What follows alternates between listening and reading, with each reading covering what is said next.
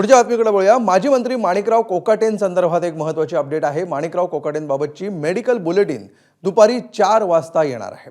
नाशिक पोलिसांकडून रुग्णालय प्रशासनाकडे एंजिओग्राफी करण्यासंदर्भातल्या अहवालाची मागणी करण्यात आलेली आहे असं कळतंय। उच्च न्यायालयामध्ये थोड्याच वेळात कोकाटे यांना दिलेल्या शिक्षेला स्थगिती देण्यासंदर्भात सुनावणी सुरू होणार आहे।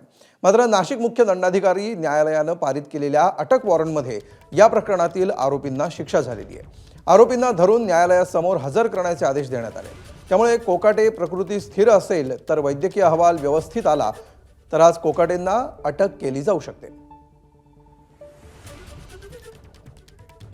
आणि अधिक माहिती घेऊया, आमचे प्रतिनिधी निलेश बुधावले सध्या आपल्या सोबत आहेत। निलेश, या मेडिकल बुलेटिनवर आता इथून पुढच्या सर्व प्रक्रिया अवलंबून असणार आहेत असं कळतंय, काय नेमके अपडेट्स आहेत?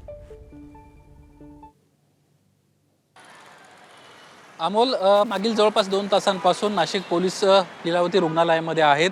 तर दुसरीकडे माणिकराव कोकाटे यांच्यावर एंजिओग्राफी होणार आहे आणि या संदर्भातली माहिती देण्यासाठी साधारणपणे 4 वाजता मेडिकल बुलेटिन निघणार आहे। स्वतः डॉक्टर जलील पारकर या ठिकाणी माध्यमांशी संवाद साधणार आहेत आणि माणिकराव कोकाटेंच्या तब्येतीसंदर्भातले अपडेट देणार आहेत। दुसरीकडे कोर्टामध्ये माणिकराव कोकाटेंच्या शिक्षेसंदर्भात काय हालचाली होतात हे पाहणं महत्त्वाचं राहणार आहे। 3 वाजता या संदर्भातला एक महत्त्वाचा निर्णय जो आहे तो येणार आहे आणि याच्यावरच भविष्य माणिकराव कोकाटेंचं अवलंबून असणार आहे। जर त्यांना त्या ठिकाणी दिलासा मिळाला नाही तर पोलीस कारवाईला त्यांना सामोरं जावं लागणार आहे। मात्र ज्यावेळेस आपण पोलिसांशी या सगळ्या विषयासंदर्भात बोलण्याचा प्रयत्न केला त्यावेळेस त्यांना आपण कायदेशीर सर्व बाबी पाळतो आहोत आणि कोर्ट जो निर्णय घेईल त्यानंतर आपण या सगळ्या विषयासंदर्भामध्ये पुढची आपली जी कारवाई असेल ती आपण या ठिकाणी करणार आहोत अशा पद्धतीची माहिती देण्यात आलेली आहे।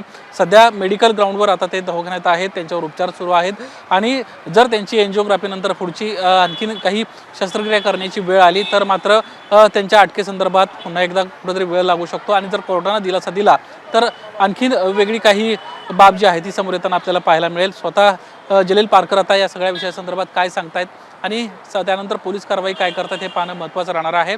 पोलिसांना माणिकराव कोकाटेंसंदर्भातला जो वैद्यकीय अहवाल आहे तो देखील कोर्टामध्ये त्यांना सादर करायचा आहे आणि तो देखील ते काही वेळातच घेऊन जाताना आपल्याला या ठिकाणाहून दिसतील। अमोल, निश्चित धन्यवाद निलेश या सविस्तर माहितीबद्दल। एबीपी माझा, उघडा डोळे बघा नीट।